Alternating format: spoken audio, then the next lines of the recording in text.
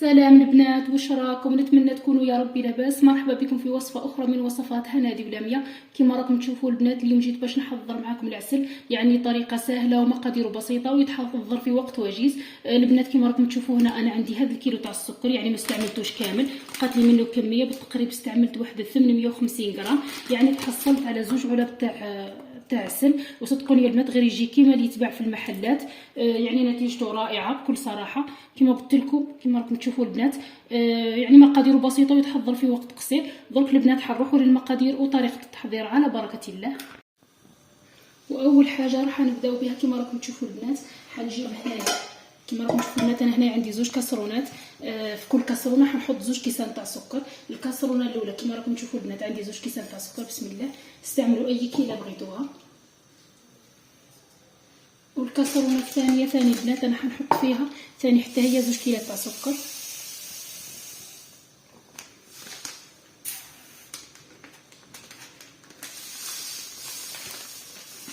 كما راكم تشوفوا البنات انا استعملت كيلو باك تاع سكر، بصح يخرج لي كميه كبيره من العسل. وهذا الكاس الثاني. في كاسرونه البنات كما راكم تشوفوا قلت لكم حطيت يعني 2 كيسان تاع سكر في الكاسرونه الاولى و2 كيسان تاع سكر في الكاسرونه الثانيه. وهنايا في الكاسرونه البنات هذه الاولى حنحط فيها 2 كيسان تاع ماء، بسم الله. الماء البنات الكاس نفسه اللي كيلت به السكر هو اللي حنكيل به الماء، بسم الله. هذا الكاس الاول وهذا الكاس الثاني. والكاسرونه هذه البنات اللي ما حطيتش فيها الماء واش راح ندير؟ هنايا عندي عصير تاع حبه تاع ليمون، يعني عصير تاع حبه تاع قارص، حنضيفو هنا بسم الله. وحنهزهم في 2 ونروح نحطهم على النار. كما راكم تشوفوا البنات انا حطيت الكاسرونه تاعي في 2 على النار.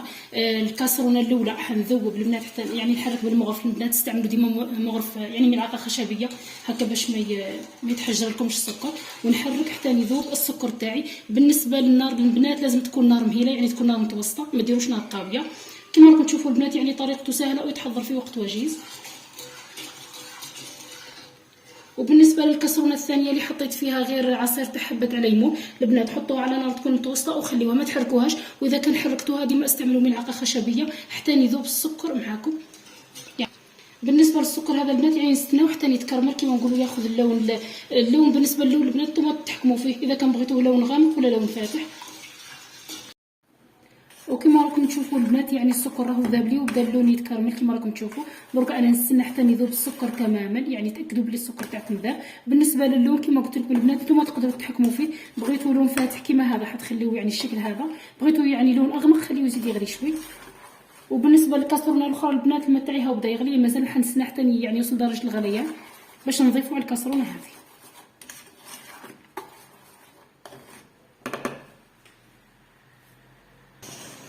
وكما راكم تشوفوا انا السكر تاعي راهو ذاب، يعني واخذ هذا اللون هذا كما راكم تشوفوا. واش راح ندير دركا؟ بالنسبه للكاسرونه الثانيه كما راكم تشوفوا البنات الماء راهو يغلي، انا حنهز الكاسرونه هذه الثانيه وحنضيفها هنا على الكاسرونه الاولى. البنات بصح ضيفوها بلا عقل برك باش ما يطيرش عليكم الكراميل، يعني كي تجيو تضيفوها يعني حاضروا على روحكم.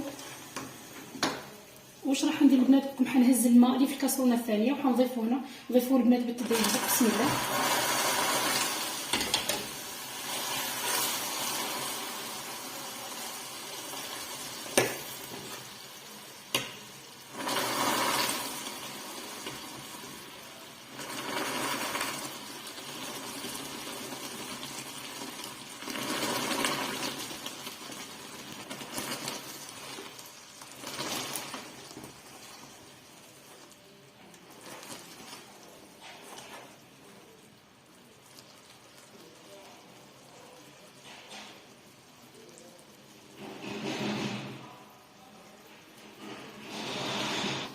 وكما راكم تشوفوا البنات دركا واش راح ندير؟ انا حنخلي يعني بعد ما ضفت الماء هذاك اللي فيه السكر ضفته للكراميل تاعي راني نحرك فيه. دركا حنخليه البنات يغلي لمده تاع 5 دقائق ولا 10 دقائق يعني لو ماكسيموم.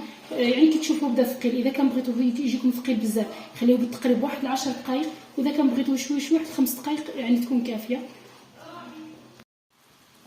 ودركا كما راكم تشوفوا بعد ما خليت العسل تاعي يعني غلى مده تاع 5 دقائق، مده تاع 5 دقائق. البنات النار لازم ديما تكون يعني ناقصه، ما تقولوش من النار. دركا واش راح نضيفوا البنات؟ كما راكم تشوفوا هنا انا عندي كميه كميه صغيره من الشب، يعني بالتقريب قيس الحبه تاع الحمص، يعني تقدروا تضيفوها واللي ما عندهاش تقدر تستغنى عليها. حنضيف هذا العسل تاعي. واش راح نزيد نضيف له البنات، انا حنحرك حتى نذوب لي برك هذيك الشب.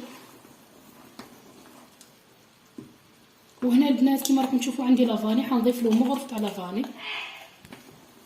دركا قلت لكم عندي هنايا لافاني، حنضيف مغرف تاع لافاني. بسم الله.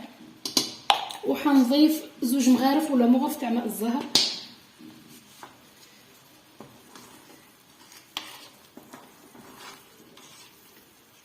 حنحرك برك حتى نذوب لي هذيك لافاني. قلت لكم البنات حنضيف مغرف ولا زوج تاع ماء الزهر. دركا حنطفي النار كيما راكم تشوفوا انا طفيت على النار، والعسيله تاعي كيما راهي تبان لكم البنات راهي تبان كيما نقولوا مايها. حنا حنستناوها البنات كي يبرد العسل تاعي هو حيفقع، يعني ما تقولوش راهو مايه بصح كي يبرد حيفقع. دوك من بعد تشوفوا القوام تاعو. دركا واش راح نقول لكم البنات، انا حنخلي العسل تاعي حتى يبرد تماما، نصفيه نحطه في صحن تقديم ونجي نشوفوه مع بعضنا في الشكل النهائي. وفي الاخير البنات كيما راكم تشوفوا هذه هي العسيله تاعنا بعد ما بردت. صدقوني يا البنات غير جا المذاق تاعها رائع، وجات يعني كيما اللي تتباع في المحلات، يعني نفس النتيجه ما كانش فرق بيناتهم بزاف. نتمنى يا ربي انكم تجربوها وتنجحوا فيها. وفي الاخير واش راح نقول لكم، اتهلاو في رواحكم الى وصفه اخرى باذن الله، والسلام خير الختام.